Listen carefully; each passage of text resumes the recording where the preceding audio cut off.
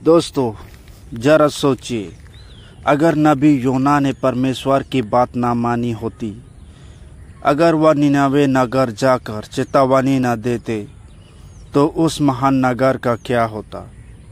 क्या लोग अपने पापों से लौट पाते? क्या वह परमेश्वर की दया को पहचान पाते, या फिर 40 नगर को नष्ट कर? और क्या आज हमारे जीवन में भी ऐसा हुआ कि हम परमेश्वर की आवाज़ को अनसुनी कर दे और उनका परिणाम भुगते? आइए इस अद्भुत कहानी को समझते हैं। निनावे की हालत। निनावे उस समय एक बहुत बड़ा और शक्तिशाली नगर था। चारों ओर ऊंची दीवारें और व्यस्त बाजार, लेकिन इन सब के पीछे पाप और अन्याय का अधूरा छाया। हिंसा करते, कमजोरियों को दबाते, मूर्ति पूजा और पाप में डूबे रहते।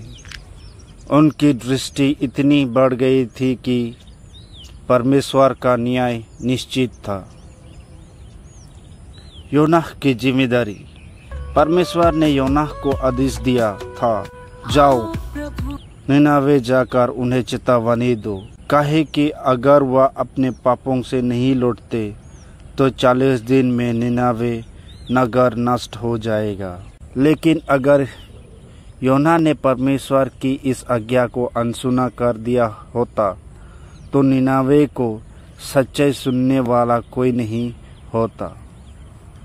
लोग अपने पापों से और गहरे डूब जाते। अगर संदेश ना पहुंचता तो 40 दिन पूरे होते ही निनावे पूरा परमेश्वर का न्याय टूट जाता। शहर की मजबूत दीवारें धराशायी हो जाते, महलों और घरों को आग खा जाता, व्यापार और बाजार उजड़ जाते, लाखों लोग बिना पश्चाताप किए ही मर जाते और उनके पीढ़ियों इतिहास के पन्नों से मिट जाते। आशा का अनुभव। निनावे के लोग शायद अपने गलतियों से अनजान ही रह जाते। उन्हें कोई नहीं बताता कि परमेश्वर अब भी दयालु है और अगर वह पश्चाताप करेंगे तो उन्हें क्षमा मिल सकते हैं।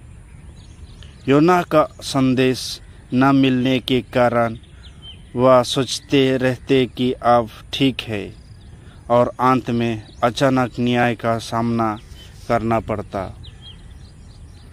परमेश्वर की योजना और दया।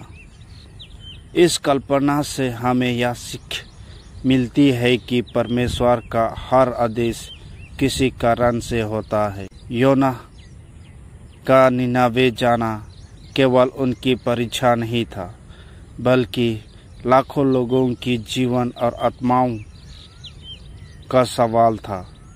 अगर योना ने आज्ञा नहीं मानी होती तो निनावे का पूरा इतिहास अलग होता। वह नगर शायद बाइबल में केवल नष्ट और पापी का उदाहरण बनकर रहते। आज के लिए संदेश। दोस्तों, ये कहानी हमें यह सिखाता है कि जब परमेश्वर हमें कोई काम देता है तो वह केवल हमारे लिए पर नहीं, बल्कि औरों की भलाई के लिए भी होता है। कभी कभी हम सोचते हैं कि परमेश्वर की यह मुश्किल है या हमें समझ में नहीं आता, लेकिन उनकी आज्ञा हमेशा जीवन देने वाला और उद्धार का रास्ता होता है।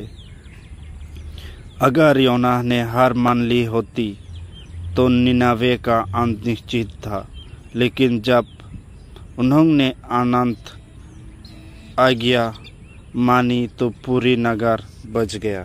इसलिए मित्रों, जब परमेश्वर हमें उनकी इच्छा के अनुसार काम करने का कहा तो हम पीछे नहीं हटना चाहिए, क्योंकि हमारे आज्ञाकारिता किसी और की जिंदगी बदल सकता है, किसी नगर को बचा सकता है और सबसे बढ़कर यह परमेश्वर की महिमा को प्रकट करता है।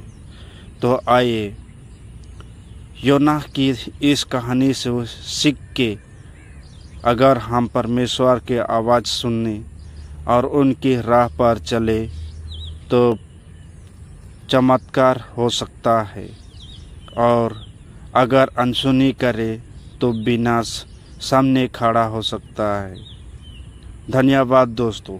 अगर यह कहानी आपको प्रेरणादायक लगे तो इस लाइक करें और शेयर करें और चैनल को सब्सक्राइब करना ना भूलें।